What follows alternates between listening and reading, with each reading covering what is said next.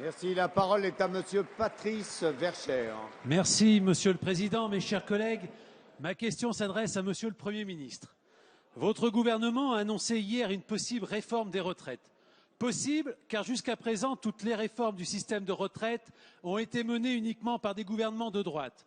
Si vous allez au bout de la réforme, ce sera la première fois qu'un gouvernement de gauche avance sur un sujet qui vous a toujours embarrassé. En effet, à 2 reprises, des premiers ministres socialistes, Michel Rocard et Lionel Jospin, ont lancé un processus de réforme avant d'y renoncer, notamment sur les conseils pour M. Jospin d'un certain François Hollande, alors premier secrétaire du Parti socialiste. Serez-vous le 3e Premier ministre socialiste à reculer? Ne dit-on pas jamais 203?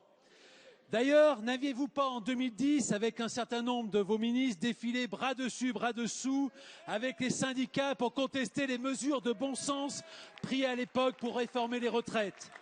D'ici à ce que vous veniez nous reprocher de ne pas être allé assez loin, alors que vous avez tout fait pour torpiller cette réforme difficile, il n'y a qu'un pas.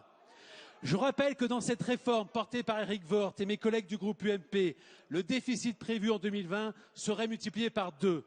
Aujourd'hui, Monsieur le Premier ministre, vous êtes dos au mur, vous êtes rattrapé par la réalité, par l'Union européenne, qui vous demande de conduire enfin des réformes structurelles. Le cahier des charges que vous avez présenté aux partenaires sociaux précise 3 leviers. Pour notre part, comme en 2010, nous refuserons que les pensions des retraités par la désindexation ne servent de variable d'ajustement. Nous refuserons une hausse des cotisations qui diminuera encore le pouvoir des salariés, le pouvoir d'achat des salariés déjà durement touchés par les augmentations d'impôts et pèsera encore sur la compétitivité de nos entreprises. Monsieur le Premier ministre, pouvez-vous nous en dire plus sur vos réelles intentions?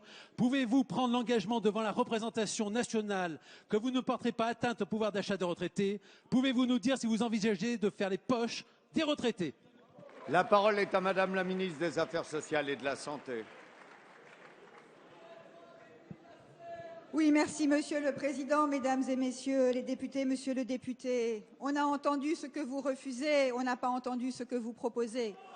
Parce que, à la vérité, Monsieur le député, la seule chose que vous sachiez proposer, ce sont des mesures injustes, des mesures qui pénalisent celles et ceux qui ont commencé à travailler jeunes, celles et ceux qui ont connu des carrières difficiles, les femmes qui continuent à avoir des retraites de 50% inférieures à celles des hommes, les hommes et les femmes qui ont connu des carrières heurtées. Parce que, Monsieur le député, si tout ce que vous avez à nous proposer, c'est la réforme de 2010 menée par le précédent gouvernement, alors nous sommes d'accord avec vous, Monsieur le député, nous ne l'appliquerons pas. Nous ne mettrons pas en œuvre les recettes que vous avez à ce moment-là présentées comme définitives, puisque moins de 3 ans après, nous nous retrouvons à devoir combler un déficit de la sécurité sociale pour les retraites de 20 milliards d'euros. Je dis bien 20 milliards d'euros à l'horizon 2020. Comme je l'ai indiqué tout à l'heure en réponse à une question précédente, la volonté de ce gouvernement est une volonté d'abord de concertation à partir des conclusions qui seront présentées par la commission présidée aujourd'hui par Madame Moreau.